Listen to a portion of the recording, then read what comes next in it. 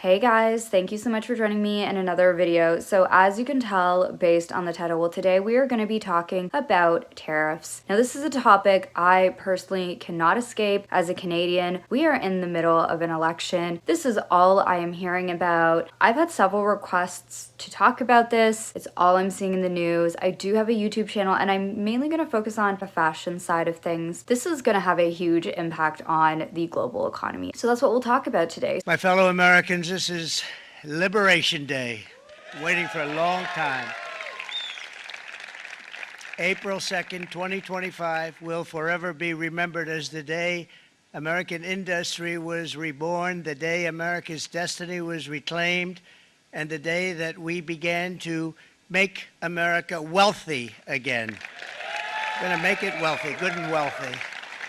This from Reuters. U.S. President Donald Trump said he would impose a 10% baseline tariff on all imports to the United States and higher duties on some of the country's biggest trading partners, drawing defiant responses from leaders and governments. Trump is not imposing his new 10% global tariff rate on goods from top trading partners, Canada and Mexico, while his previous order remains in place for up to 25% on many goods from the two countries. China, first row, China, 67%. That's tariffs charged to the USA, including currency manipulation and trade barriers. So just to insert here, as a Canadian, since these previous tariffs, it has really ruptured the economy. There has been huge backlash with Canadian consumers. Canada is so intertwined with the American market due to our proximity to the United States. And of course, there have been like the threats of Canada being annexed by the United States. President Trump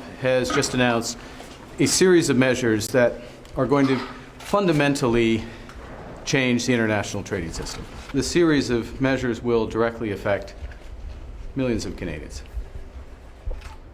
We are going to fight these tariffs with countermeasures.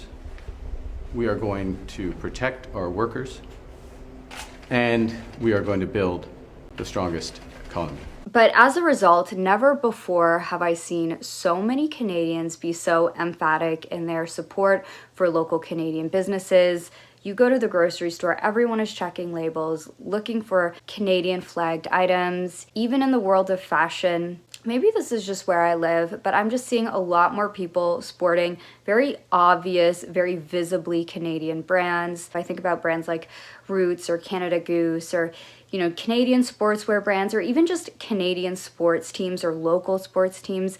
Maybe this is where I live, an hour outside of Toronto, but the hockey culture here is really big. I just think this whole theme of supporting local, buying local, this is just what I'm seeing. But this article continues on by talking about how world leaders are responding. Trump announced 20% tariffs on imports from the EU. And this is how the EU is responding. European Commission President Ursula von der Leyen stated President Trump's announcement of universal tariffs on the whole world, including the EU, is a major blow to the world economy. Uncertainty will spiral and trigger the rise of further protectionism. The consequences will be dire for millions of people around the globe. We are already finalizing a first package of countermeasures in response to tariffs on steel, and we are now preparing for further countermeasures to protect our interests and our businesses if negotiations fail. Now, of course, on this channel, I like to talk a lot about luxury handbag brands. A lot of these brands come from Europe, come from the EU. Many brands make their products in France, Italy, Spain, or Portugal. Even American brands like Thoreau or Kate, a lot of their products are made in Italy. So this is going to have a massive impact on the supply chains of a lot of these brands, European as well as American brands. Now, of course, there are brands like Louis Vuitton that have a factory in the US, in Texas. Now, Trump's increased tariffs have been imposed on many countries. China is going to be subject to a new 34% duty, raising its tariff rate to 54%. Vietnam, after China, when it comes to exporting apparel, is now subject to a 46% tariff. Cambodia, 49%. Bangladesh, 37%. Trump held up a very large chart of all the countries that are going to be targeted. Now, according to the China Commerce Ministry, quote, China firmly opposes this and will take countermeasures to safeguard its own rights and interests. There are no winners in trade wars, and there is no way out for protectionism. China urges the U.S. to immediately lift unilateral tariffs and properly resolve differences with its trading partners through dialogue on an equal footing. Even closer allies like Japan is quite shocked by this. From the Prime Minister in Japan, the U.S. government's broad trade restrictions will have significant impact not only on the economic relationship between Japan and the U.S., but also the global economy and multilateral trading system as a whole. We have serious concerns about the consistencies of these measures with the WTO agreement and Japan-U.S. trade. This is going to have a huge impact on American brands. Many of them are produced in countries in Asia, be it China, Vietnam, Bangladesh, and of course this is going to mean price increases. So if we think about companies like Walmart to even most American sportswear companies, this is going to have a huge impact, and companies are going to have to deal with these increased costs. What is likely going to happen is these companies aren't going to absorb these costs themselves. They're going to pass on these added costs to the consumers in the form of price increases. And of course, we've already seen this happen when COVID happened, and this is also going to impact the luxury fashion industry. What's interesting about following these luxury fashion conglomerates like LVMH and Kering, the past year, the United States has been, for these conglomerates, has been faring much better than China and other parts of Asia, with the exception of Japan in 2024. But I do think we're going to see something vastly different happen in 2025. With higher prices, it could mean a reduced demand for luxury goods. Now, LVMH, for instance, already does have a Louis Vuitton facility in Texas. Perhaps more brands open up factories in the US. The Arnauds seem to want to be on good terms with the Trump administration. They did attend the president's inauguration. Ivanka Trump was wearing Dior. Melania Trump is somebody that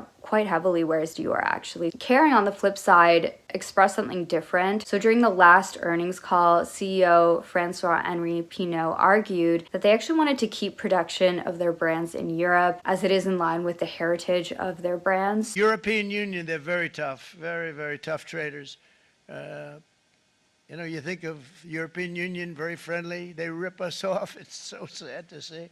It's so pathetic. Now, it does seem overall many American companies are critical of Trump's tariffs. I was reading this really great article by Laura Ewan of Fashion Dive. She goes through how the fashion industry is reacting to these tariffs, so I'll link it down below. But she did note how very little of American clothing, apparel is made in the US. Apparently it's only 3%. Many American brands rely on production overseas, be it in Asia or Mexico. This is going to have a huge impact on them. They're likely going to raise prices. But in that same article, they did mentioned how there was one company that was actually reacting quite positively towards these tariffs. And I found it interesting because I wonder if this side of the fashion market also feels this way, because I could see it benefiting them. Specifically state how resale platform ThredUp was all for this move, stating, quote, they felt this was a significant win for both the environmental and the future of sustainable fashion.